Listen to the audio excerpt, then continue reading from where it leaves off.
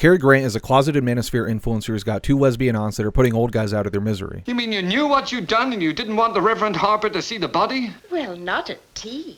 That wouldn't have been very nice. Now, Mortimer, just forget about it. I do think that Martha and I have the right to our own little secrets.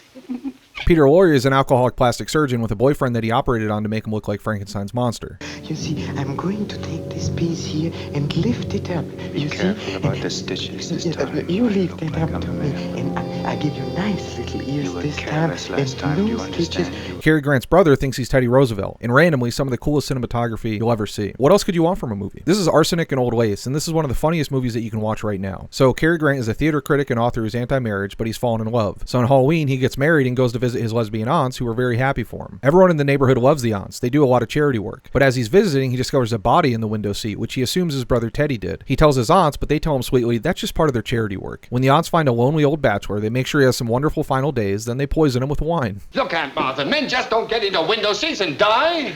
No, dear.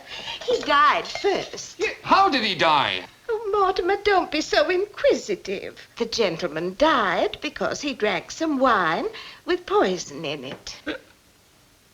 We put it in wine because it's less noticeable. When it's in tea, it has a distinct odor. And they've done this 12 times now. These ladies are so cool. They've been having Teddy bury the guys in the basement. He thinks that he's building the Panama Canal and that the guys have died of yellow fever. Cary Grant's horrified. Get out of there. Do you want to be poisoned? Do you want to be murdered? Do you want to be killed? Do you? Oh! And he wants to save his aunt, so he goes off to talk to a guy who runs an asylum to try and blame it all on Teddy and have him committed. He goes away, and Peter Lorre shows up with this guy who looks like Boris Karloff as Frankenstein's monster. This turns out to be Cary Grant's long-lost criminally insane brother, who also has iced 12 people himself for much less charitable reasons. This is a real when your circle's small but y'all crazy kind of movie. The Frankenstein guy, as it turns out, is running from the cops, and he brings his own body to the house. Mind you, of course, he's completely unaware of the 12 bodies from the aunts currently in the cellar. So he finds out, and then he gets upset when he learns that the aunts have been just as prolific as he's been, so he starts planning to ice Cary Grant when Grant gets back to bring his count up to 13. And it's just hijinks the whole time. I can absolutely recommend this movie just purely even for the craft of writing and acting. Cary Grant's phenomenal in it. He does this thing of not understanding what's going on and then suddenly realizing it like 50 times, and it's like a stone cold stunner. You just always love to see it. When the curtain goes up, the first thing you see is a dead body.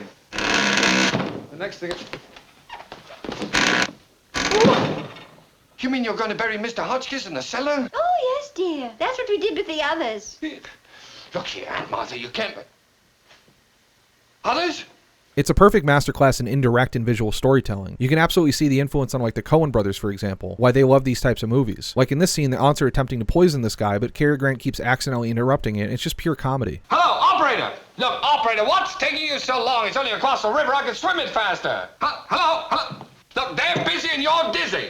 No, I'm not drunk, madam, but you're giving me an idea. Mortimer! Dolly, don't... I'm nervous now. Don't do that. Mortimer, not that. Or this bit of genius direction here as the cops talk about looking for a doctor that looks exactly like Peter Lorre, who is not exactly like a normal John Doe looking guy, and you get to see Peter Lorre freak out as he hears the description while the cops have no idea who he is. And it also has that Frank Capra thing that he does where he'll put in some of the most beautiful cinematography ever in like a romantic comedy, as he did here in It Happened One Night, where you see the twinkle in Claudette Colbert's eyes. Or in this movie, there's an extended sequence that happens with the lights off that's mostly just comedy, but it's so beautiful to look at. And 90% of this movie is basically in one room, but it feels so fresh and snappy. Another perfect example of how to make something genius on a small budget with just great writing, great direction, and great performances.